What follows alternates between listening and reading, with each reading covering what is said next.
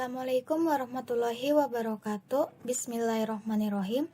Allahumma sholli ala sayyidina Muhammad wa sallim alaihi wa ala alihi. Yang terhormat Ibu dan Bapak Guru Madrasah Sanawiyah Negeri Kota Bogor, khususnya Guru Sejarah Kebudayaan Islam kelas 7HI, yakni Abi Amirullah SPD dan juga teman-teman sekalian. Saya Azmi Jalzabila akan menerangkan materi dengan judul Dakwah Siriyah Nabi Muhammad SAW. Dakwah rahasia atau siriyah Nabi Muhammad SAW. Pada awal dakwahnya, Nabi Muhammad menggunakan dakwah siriyah dalam menyebarkan Islam. Nabi Muhammad melakukan dakwah siri bukan karena takut, melainkan strategi dakwah, di mana Nabi mengantisipasi pengikut Nabi yang masih sedikit dan belum kuat. Sedangkan ancaman dan siksaan masyarakat kafir Quraisy masih kuat dan status kota Makkah sebagai pusat bangsa Arab. Di sana terdapat para pengabdi Ka'bah dan tiang sandaran bagi berhala dan patung-patung yang dianggap suci oleh seluruh bangsa Arab. Nabi Muhammad SAW melakukan dakwah siri dengan pendekatan personal. Hal ini disebabkan pendekatan personal memiliki keterkaitan batin serta interaksi emosional antara pengajak dan yang diajak. Pendekatan personal ini, Nabi SAW telah menggabungkan antara ikhtiar dan tawakal. Akhirnya, Nabi dalam berdakwah memperhatikan situasi dan kondisi yang ada. Nabi Muhammad melaksanakan dakwah siriyah selama 3 tahun. Pertama-tama, Nabi menawarkan Islam kepada orang-orang terdekat, keluarga besar, serta sahabat-sahabat karib beliau. Mereka diajak untuk memeluk Islam. Dalam sejarah Islam dikenal sebagai As-Sabiqun Al-Awwalun, yang artinya orang-orang yang paling dahulu dan pertama masuk Islam. Mereka adalah Khadijah binti Khuwailid, Ummul Mukminin istri Nabi SAW, Zaid bin Haritsah bin Syarahil, Ali bin Abi Thalib, sepupu Nabi Muhammad SAW, dan Abu Bakar As-Siddiq, sahabat dekat Nabi Muhammad SAW. Hijrah pertama ke Habasyah. Melihat siksaan yang menimpa para sahabatnya, Nabi hanya bisa melihat dengan penuh keprihatinan, tanpa sanggup melindunginya. Beliau tidak mengalami apa yang dialami para sahabat karena perlindungan sisi Allah dan pamannya Abu Thalib. Namun, lantas memerintahkan kaum muslim untuk segera meninggalkan Makkah dan mencari suaka ke Habasyah, Ethiopia. Jika kalian pergi ke Habasyah, negeri yang tulus, di sana terdapat seorang raja yang tak pernah menzalimi seseorang hingga Allah melapangkan kondisi kalian saat ini. Berdasarkan imbauan tersebut, kaum muslim pergi ke negeri Habasyah mencari perlindungan atas fitnah yang menimpa dan mendekati diri kepada Allah. Inilah hijrah pertama dalam sejarah Islam. Hijrah pertama ini terjadi sekitar tahun 615 Masehi atau pada tahun kelima sejak Nabi mengumumkan misi Islamnya. Dengan keheningan agar tidak membohongkan kaum Quraisy, mereka bergantian dan saling menjaga dalam kehati-hatian agar misi mereka tidak gagal. Rombongan hijrah pertama tidak dalam skala luas, hanya beberapa keluarga, di antaranya Ruqayyah putri Rasulullah dan suaminya Utsman bin Affan, serta beberapa orang dari Muhajirin yang jumlahnya kurang lebih 11 laki-laki dan 4 perempuan, dengan bersama-sama meninggalkan Makkah dan menuju ke Habasyah. Hijrah ini mereka melakukan secara transparan pada malam yang gelap sehingga tidak terdeteksi oleh orang-orang Quraisy sampai akhirnya tiba di pantai. Kemudian sampailah mereka di pelabuhan yang disebut dengan Pelabuhan Syaibah. Di sana terdapat 2 buah perahu dagang yang siap berangkat untuk melaut. Maka naiklah rombongan hijrah tersebut menuju ke Habasyah. Ketika kaum Quraisy mengikuti jejak mereka sampai di pantai, rombongan hijrah sudah melaut. Sesampainya di Habasyah, kaum muslimin disambut dengan hangat dan penuh rasa persahabatan oleh penduduk Habasyah.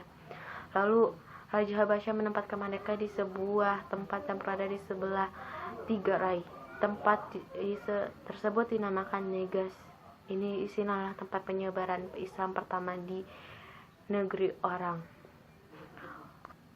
Setelah lebih kurang 3 bulan lamanya kaum muslimin berlindung di Habasyah, tiba-tiba mereka mendengar kabar bahwasannya penduduk Makkah telah memeluk Islam. Lalu sebagian sahabat termasuk Utsman bin Maz'un kembali ke kota Mekah. Peristiwa ini terjadi pada bulan Syawal di tahun yang sama, akan tetapi ternyata berita itu hanya kebohongan belaka. Keadaan kota Makkah ternyata masih belum aman, bahkan mereka dikejutkan dengan penindasan yang makin kejam. Rasulullah SAW menyadari bahwa kaum muslimin sudah mencapai. Assalamualaikum warahmatullahi wabarakatuh. Hijrah ke Taif. Karena tekanan di Mekah semakin kuat, maka pada bulan Syawal tahun ke-10 kenabian itu juga Nabi Muhammad SAW ditemani oleh Zaid ibnu Harithah, putra angkat beliau, pergi ke Taif, daerah pegunungan berjarak 60 mil dari Mekah. Nabi punya kenangan manis masa balita di Taif, di bawah asuhan ibu susuan Halimah As-Sa'diyah. Nabi berharap bisa lebih aman dan tenang tinggal di Taif dan dapat menyampaikan risalah Islam dengan leluasa. Sampai di Taif, beliau menemui Al-Yalail, Mas'ud, dan Hubaib. Nabi menyuruh mereka untuk masuk Islam, tapi ketiganya menolak dan melecehkan Nabi. Seorang di antara mereka berkata, "Kalian penduduk Ka'bah terkoyak jika Allah benar-benar mengutusmu." Yang lain berkata, "Tidakkah Allah menemukan orang selain dirimu?" Yang ketiga berkata, "Sungguh aku tidak sudi bicara denganmu sama sekali jika engkau benar-benar seorang Rasul."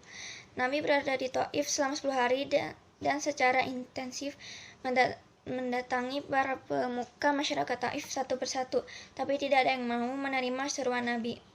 Semuanya bersikap sama mengusir Nabi dari Taif. Akhirnya Nabi dan Zaid pergi meninggalkan Taif dengan kecewa.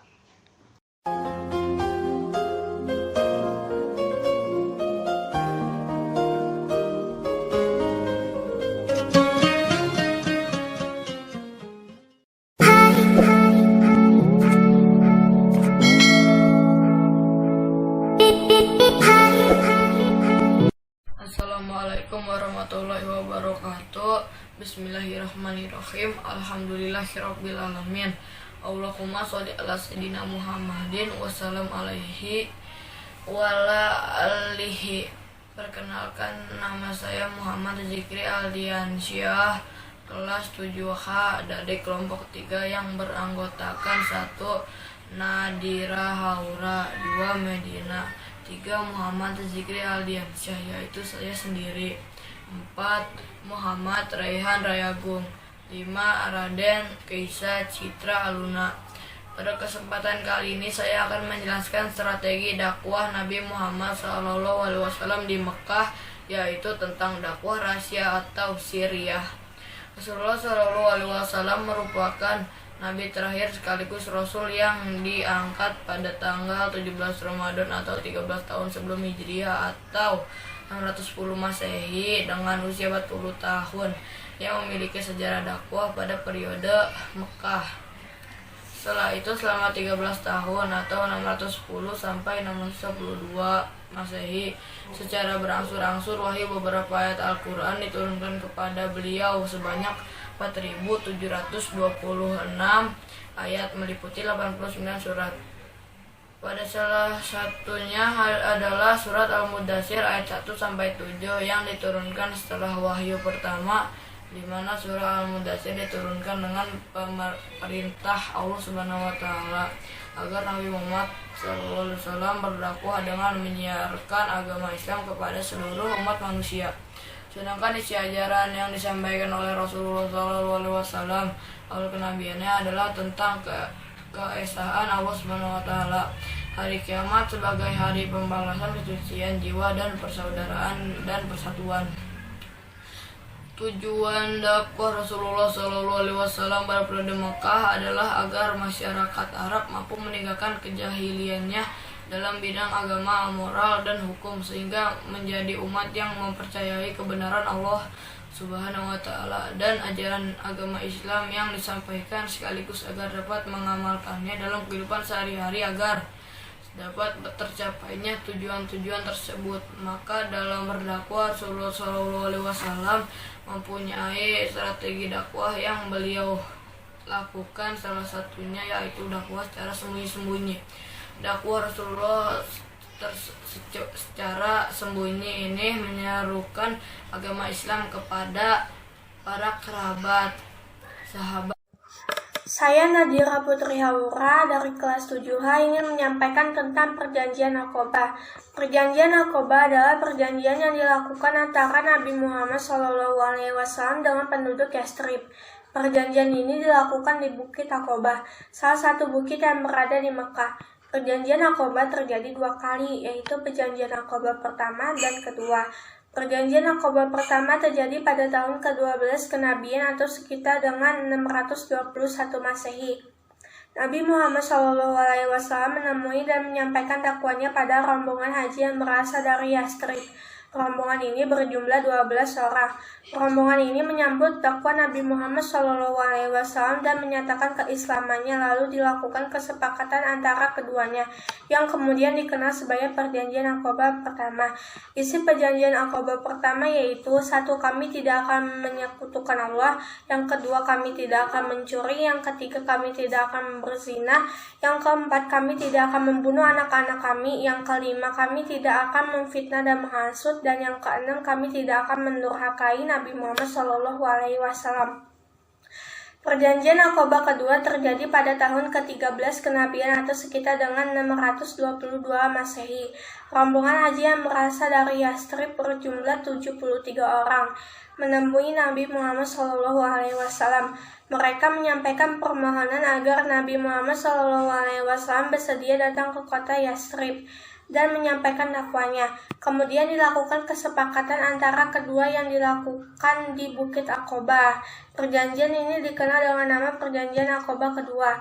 Isi Perjanjian Aqobah kedua adalah siap dan bersedia melindungi Nabi Muhammad SAW, ikut berjuang dan membela Islam dengan harta dan jiwa, ikut memajukan agama Islam dan menyiapkan kepada sanak saudara, siap menerima segala resiko dan tantangan. Perkenalkan, nama saya Medina Hidayat, saya dari kelas 7H. Saya akan bercerita tentang berdakwah secara terang-terangan. Nabi Muhammad SAW mulai berdakwah secara diam-diam. Dia mengajak para sahabat terdekat dan istrinya Khadijah. Sampai suatu ketika Allah menurunkan ayat untuk mengumumkan dakwah secara terbuka. Imam Ibnu Qayyim al-Jauziyah menjelaskan dalam bukunya Kelengkapan Tarik Rasulullah. Sejak itu Rasulullah mulai berdakwah secara terbuka. Tentu saja dia menemukan segelintir tantangan. Dia harus rela dimusuhi oleh kaumnya. Mereka semakin keras dalam menyakiti Rasulullah dan umat Islam. Namun melalui dakwah terbuka ini, satu persatu orang mulai menjadi mualaf. Mereka semakin banyak orang melihat kenyataan tersebut. Mereka mulai berani mencela agama Islam dan mengancam Allah. Mereka juga semakin gencar melancarkan teror dan permusuhan terhadap Rasulullah dan para sahabatnya. Akan tetapi Allah melindungi Rasulullah melalui jasa pamannya, Abu Thalib, karena dia adalah seorang bangsawan yang sangat dihormati di tengah kaum Quraisy. Akibatnya penduduk Mekah tidak ada yang berani terang-terangan menyakiti dia. Beberapa sahabatnya yang memiliki keluarga, mereka akan dilindungi dari teror warga Quraisy. Sayangnya tidak semua sahabat Nabi memiliki keluarga. Pada akhirnya mereka menjadi sasaran teror dan disiksa kaum Quraisy. Di antaranya adalah Ammar bin Yasir dan ibunya Samiyah. Mereka disiksa karena tetap beriman kepada Allah. Setiap kali mereka melewati orang-orang Quraisy, mereka disiksa dengan kejam. Menanggapi itu, Rasulullah menghibur dan mengatakan, Bersabarlah wahai keluarga Yasir, karena sesungguhnya yang dijanjikan kepada kalian adalah surga. Selain Yasir, ada pula Bilal bin Rabah. Dia juga disiksa dengan sangat kejam karena tetap beriman kepada Allah.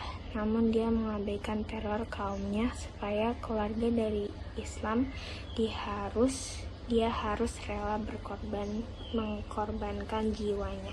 Nama saya Muhammad Agung. Saya ingin menceritakan hijrah ke Habasyah.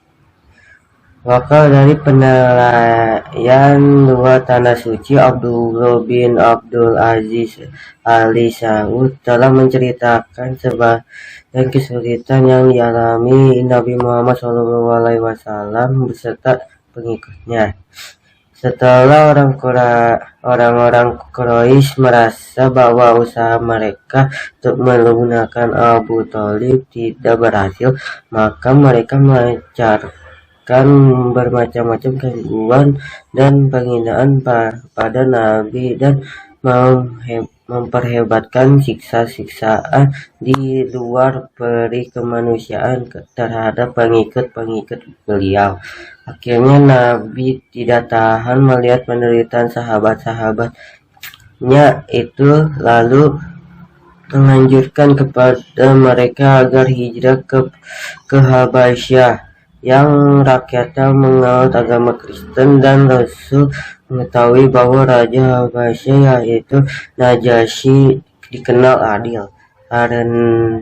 Maka berangkatlah rombongan pertama terdiri dari 10 orang laki-laki dan 4 orang perempuan. Kemudian disusul oleh rombongan yang lain, hingga mencapai hampir ratusan orang, di antaranya Utsman bin Affan beserta istrinya beliau, Ruqayyah putri bin Awam, Abdurrahman bin Auf, Ja'far bin Abu Thalib, dan lain-lain.